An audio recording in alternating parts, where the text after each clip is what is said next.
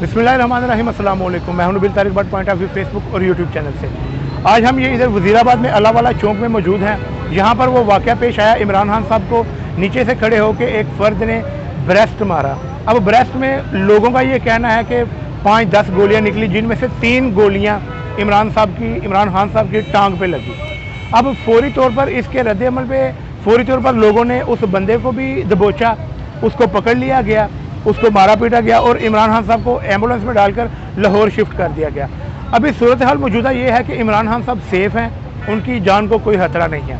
लेकिन सोचने वाली बात यह है कि जैसे अवाम भी मुश्तिल हुई और लोगों का यही कहना है कि ये राना सनाउल्लाह ने कराया, कुछ लोग किसी एजेंसियों पे डाल रहे हैं, ये लोगों का अपनी अपनी कियास राय है। इस पे मौजूदा सूरत हाल पे जब ये GIT बैठेगी या कोई भी इस पे रद्द-ए-अमल आएगा पुलिस की तरफ से या वफाक की तरफ से, अगर वो करवाना चाहें, अगर वो इस बात पर बज़िद हैं कि इमरान खान साहब इंतशार नहीं फैला रहे, तो इस पे तहकीकात भी होनी चाहिए। अब तहकीकात होगी तो वो बंदे भी सामने आ सकते हैं।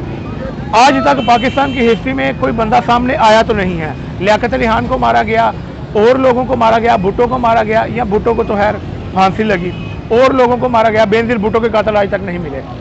ये कातिल अब देखने में ऐसे ही लग रहा है कि पाकिस्तान की जो हिस्ट्री है, पाकिस्तान में इन लोगों के कातिल नहीं मिलते।